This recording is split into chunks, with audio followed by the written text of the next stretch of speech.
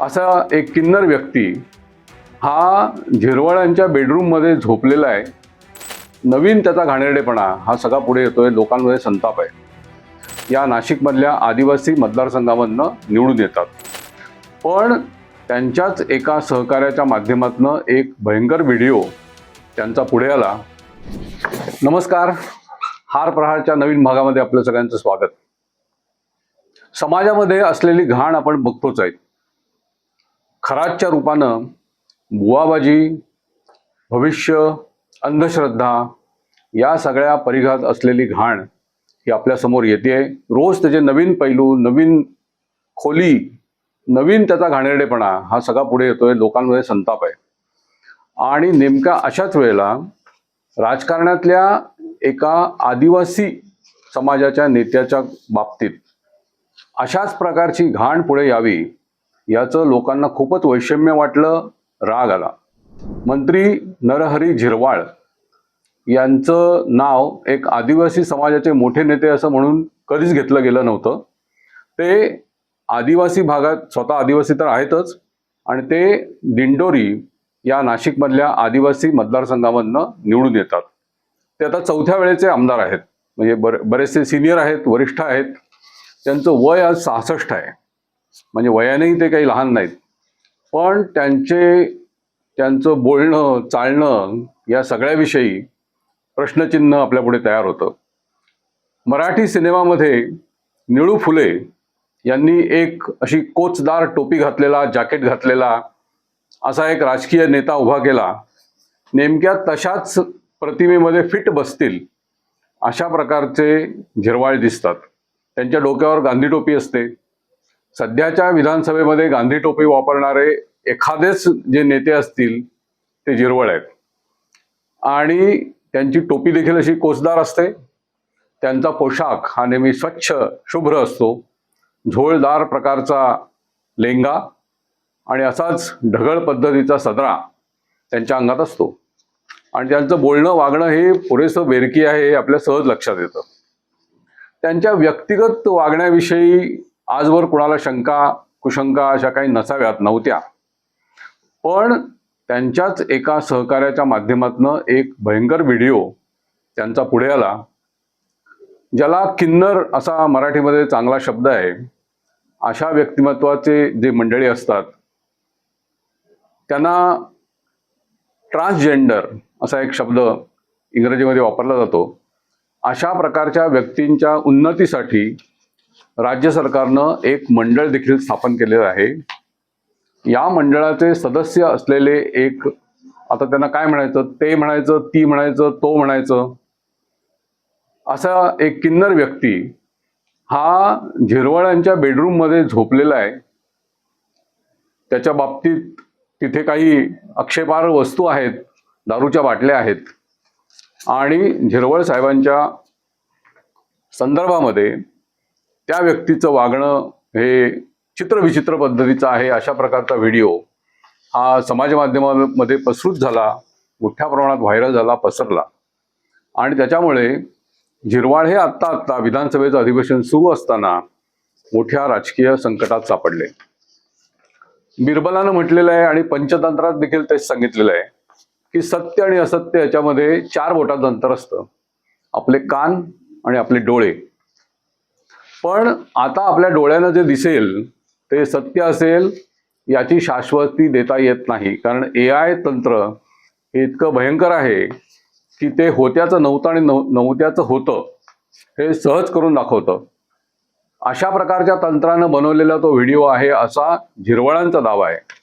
अद्याप ते सिद्ध व्हायचंय, कारण ते जे काही व्हिडिओ आहेत त्याची आता रीतसर पोलीस तपासणी होईल, त्याच्यामधलं सत्य बाहेर येईल. पण झिरवाळांसारख्या आदिवासी समाजाच्या नेत्याची पुरेशी बदनामी याच्यात झालेली आहे. आणि त्याचबरोबर लोकांनी विश्वास त्याच्यावर का ठेवला असावा, तर राजकीय नेत्यांची जी प्रतिमा समाजामध्ये दिवसेंदिवस खालावती आहे त्याचं हे एक प्रतीक आहे, जिवंत उदाहरण आहे असं मला वाटतं. झिरवाळ हे तसे वादग्रस्त राहिलेले आहेत. त्यांनी उपाध्यक्ष विधानसभेच्या असताना मागच्या ज्या 24च्या निवडणुका झाल्या विधानसभेच्या, त्या आधीच्या 1 महिना 1.5 महिन्यामध्ये जेव्हा महायुतीचं सरकार म्हणजे एकनाथ शिंदे मुख्यमंत्री, आपले देवेंद्र फडणवीस आणि अजितदादा पवार हे उपमुख्यमंत्री, या सरकारनं जेव्हा धनगरांच्या आरक्षणाच्या प्रश्नाला हात घातला तेव्हा आदिवासी समाजात मध्ये मोठी तीव्र प्रतिक्रिया आली आणि समोर निवडणुका होत्या. साहजिकच झिरवळ यांनी एक मोठ्या प्रमाणात नाट्यपूर्ण असा प्रसंग उभा केला. त्यांनी या निर्णयाच्या विरोधात मंत्रालयामध्ये ज्या संरक्षक अशा जाळ्या लावलेल्या आहेत, कारण अशाच प्रकारचे उद्योग लोकांनी केले, वरून उड्या वगैरे मारल्या, त्यात जखमी झाले, एक ग्रस्त निधन पावले मागच्या काळामध्ये. तेव्हा मंत्रालयामध्ये सुरक्षा म्हणून वरच्या मजल्यावरून कोणी उडी मारू नये यासाठी पहिल्या दुसऱ्या मजल्याच्या स्तरावरती संरक्षक जाळी लावलेली आहे. झिरवळ आणि त्यांच्या काही आदिवासी सहकारी कार्यकर्त्यांनी आणि आमदारांनी झिरवळ यांना मंत्रिपदाचा दर्जा आहे उपाध्यक्ष म्हणून, त्यांनी उडी मारली त्याच्यावर. हा एक मोठा स्टंट झाला, राजकीय खळबळ माजवणार असं ते कृत्य होतं, मंत्रालयामध्ये घडलं. झिरवळ यांच्या नंतरच्या काळामध्ये ते निवडून आले, पुन्हा महायुतीचं सरकार स्थापन झालं आणि अजितदादांनी या आपल्या जुन्या आदिवासी सहकार्याला चांगली संधी दिली, त्यांना मंत्रिपद मिळालं. झिरवळ यांनी काय करावं? त्यांनी बाहेर प्रेसमध्ये बोलताना अशा प्रकारची विधानं केली की एखादं चांगलं खातं मला मिळायला पाहिजे, ज्याच्यामध्ये चांगले पैसे वगैरे असतात. याचे अर्थ लावायचे ते लोक लावू शकतात की ज्याच्यात पैसे मिळतात असं एखादं खातं मंत्र्याला हवंय, किंवा ज्याच्यात भरपूर निधीची तरतूद आहे आणि मला लोकांची कामं करता येतील. दोन्ही अर्थ त्यात लावता येतात. पण भुजबळांना जे खातं मिळालं होतं त्यात लोकांच्या कल्याणाचा वगैरे काही विषय नव्हता.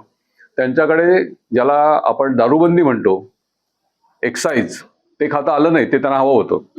त्यांच्याकडे आलं अन्न आणि औषध प्रशासन, FDA. अर्थात त्याच्यामध्ये औषध दुकानांचे लायसन्सेस, त्याचप्रमाणे अन्नातल्या भेसळीचे प्रकार, अशा प्रकारची धाडी वगैरे घालण्याची तरतूद असलेलं हे खातं आहे. तिथे काही विषय चालतात. झिरवळ यांच्या मंत्रिपदाच्या कार्यालयामध्ये आत्ता फेब्रुवारीमध्ये 2 महिन्यापूर्वी एका त्यांच्या PA पैसे घेताना पकडलं. लाचलुचपत विभागाच्या अधिकाऱ्यांनी रीतसर 35,000 रुपये लाच स्वीकारताना मंत्रालयाच्या झिरवळ यांच्या दालनात, म्हणजे आता मंत्र्यांचं केबिन जिथे असतं त्या लागून त्यांचं कार्यालय असतं, त्या कार्यालयामध्ये धाड घातली. याच्यामध्ये राजकीय प्रश्न लगेच तयार झाले. झिरवळ यांच्यावरती कोणती कारवाई झाली नाही, पण त्यांचे जे PS असतात, सरकारी अधिकारी जे असतात, त्यांना त्या पदावरनं दूर केलं गेलं. त्या PA एका अटकही झाली. ते चाललं असेल त्यांचं प्रकरण जे असेल ते. पण झिरवळ यांच्यावरती कुठल्याही प्रकारची कारवाई त्यांच्या पक्षानं केली नाही, सरकारनं केली नाही.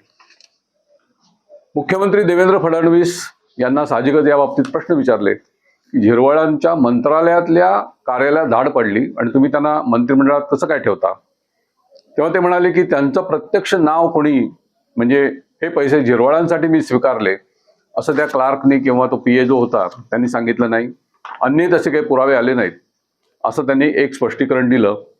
पण हा एक मोठा डाग आदिवासी मंत्र्यांच्या कार्यावरती लागला. आता हा दुसरं प्रकरण जे व्हिडिओच्या रूपानं पुढे आलेलं आहे.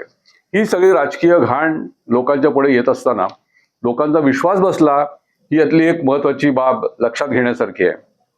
तसं म्हणाल तर मंत्रालयामध्ये धाड घालून पैसे पकडले गेले असं हे काही पहिलं प्रकरण नाही. अशी अनेक प्रकरणे यापूर्वी घडलेली आहेत. वेगवेगळ्या विभागांमध्ये सरकारी कर्मचाऱ्यांना एखाद्या कॉन्ट्रॅक्टरकडनं किंवा एखादं ज्याचं काम अडलेलं आहे अशा व्यक्तीकडनं पैसे घेताना पूर्वी पकडलं गेलेलं आहे. मंत्रालयामध्ये पकडलं गेलं आहे, मंत्रालयाच्या परिसरात पकडलं गेलेले आहेत. पण एखाद्या मंत्री तिथे असताना मंत्रीच्या कार्यालयामध्ये होणारं असं हे पहिलं प्रकरण होतं. मंत्रालयात होणं वेगळं आणि मंत्र्यांच्या कार्यालयात होणारं, हा फरक त्यात होता.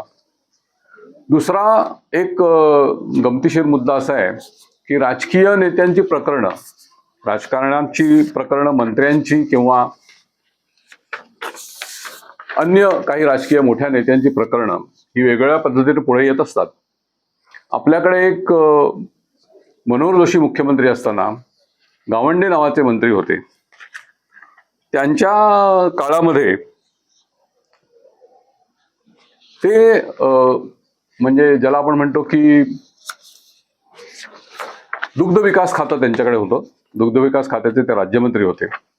आणि ह्या गावंडे महाशयांनी त्यांच्या मंत्रालयातल्या बंगल्याच्या मागच्या बाजूला जिथे हिरवळ वगैरे असते गाय आणून ठेवली होती. गाय आणि वासरू मंत्रालयामध्ये असण्याचं हे एकमेव पहिलं उदाहरण होतं, अजूनपर्यंत एकमेव असं म्हणता येईल. दुसरे एक भारतीय जनता पक्षाचे विदर्भातलेच नेते राज्यमंत्री होते मनोहर जोशींच्याच काळामध्ये. त्यांना एका अपरात्री पोलिसांनी आणि बाकीच्या लोकांनी चौपाटीवरती हटकलं. अपरात्री हे मंत्री महोदय तिकडे काय करत होते तर ते म्हणाले मी मालिश घ्यायला इथे आलो होतो. तर हे एक लोकांना संशयास्पद किंवा धक्कादायक असं प्रकरण होतं. बाई बाटलीचा नाद करणाऱ्या एखाद्या मंत्र्यानं त्या गोष्टींसाठी सरकारी रेस्ट हाऊसवरती मुंबईच्या बाहेर ग्रामीण भागामध्ये तमाशा करावा असेही प्रकार काँग्रेसच्या काळामध्ये घडलेले आहेत. एक विदर्भातलेच नेते जे खूप मोठे होते त्यांना मैत्रिणी होत्या तर होत्या असं म्हणताच येईल.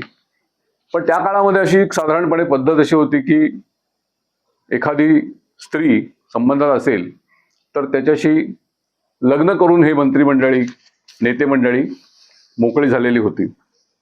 या विशिष्ट नेत्याच्या बाबतीत मी जे सांगतोय त्यांच्या घरी एकदा फोन आला की त्यांच्या मुलीला मुलगा झाला. आनंदाची बातमी होती. मंत्र्यांच्या बंगल्यावरनं ज्यांनी फोन घेतला त्या पीएने सांगितलं की साहेबांना पण आत्ताच मुलगी झाली. हा एक त्या मुलीच्या घरच्या लोकांसाठी धक्का होता. मुलीच्या मैत्रिणीशीच या नेत्याचं तिसरं लग्न झालेलं होतं. अशा प्रकारच्या घटना या घडत असतात. त्याचा बसायचा तो धक्का तेव्हा बसत असतो. पण मला असं वाटतं की नरहरी झिरवाळ यांच्या बाबतीमध्ये आता जे काही घडलेलं आहे ती या सगळ्यावरची कडी आहे. राजकारणातली घाण ही कुठल्या स्तरापर्यंत जाऊ शकते याचं एक प्रतीक आहे. याची सत्यता लोकांच्या पुढे यायला पाहिजे. त्यातली खरी गोष्ट पुढे यायला पाहिजे. जर चुकीचं घडत असेल त्यांना कडक शिक्षा देखील व्हायला पाहिजे. या सगळ्या माहितीविषयी आपल्याला काय वाटतं, आपली प्रतिक्रिया काय हे अवश्य कळवा.